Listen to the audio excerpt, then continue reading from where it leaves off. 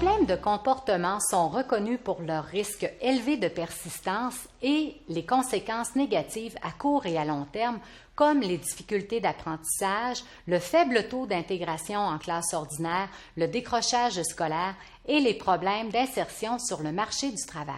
Il faut aussi savoir que les jeunes ayant des difficultés de comportement n'ont pas tous les mêmes capacités d'adaptation et qu'à cet égard, pour choisir les meilleures pistes d'intervention pour chacun de ces jeunes, nous devons adopter une approche différenciée liée aux caractéristiques de chacun.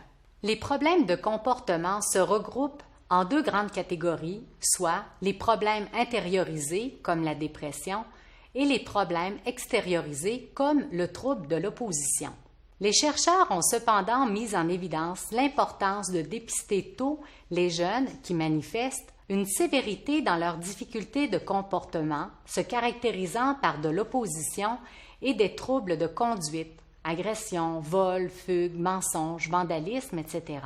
La présence conjointe d'un trouble déficitaire de l'attention avec hyperactivité, TDAH. La présence de traits antisociaux se traduisant notamment par l'absence de remords à la suite d'un comportement violent et de peu de sensibilité à l'égard de la victime.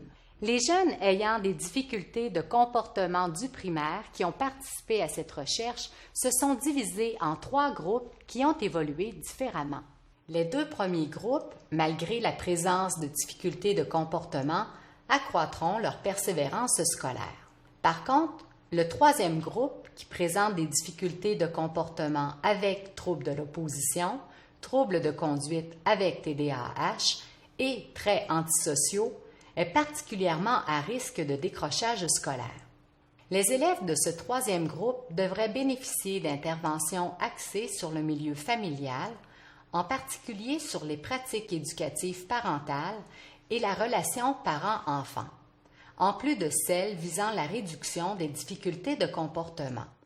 Ils devraient aussi faire l'objet d'interventions visant à renforcer les habiletés socio-cognitives et les contacts avec des pairs prosociaux. Il est important que ces élèves puissent bénéficier d'interventions intersectorielles concertées. Avoir 4 éléments en tête peut nous aider à organiser les services au secondaire. L'évaluation des difficultés comportementales repose sur l'utilisation systématique d'instruments standardisés aptes à définir le profil de l'élève et la sévérité des problèmes afin de dépister tôt les TDAH et les traits antisociaux. L'évaluation doit être effectuée par un professionnel qualifié recourant aux informations provenant des enseignants, des parents et de l'élève. L'intervention doit tenir compte de la présence d'un TDAH aggravant la sévérité des problèmes. La sensibilisation aux troubles intériorisés, surtout chez les filles, doit être réalisée auprès des intervenants scolaires. Il faut aussi soutenir la formation de ces intervenants. Finalement, ce qu'il faut retenir, c'est l'importance de l'identification précoce des élèves ayant des difficultés de comportement. L'importance de différencier les interventions en fonction du profil ou de la dynamique de ces jeunes. L'importance d'établir des priorités sur les difficultés cognitives et sociales. Et la nécessité d'aborder les cas les plus lourds par des mesures d'aide concertées avec les services sociaux et les services de santé mentale.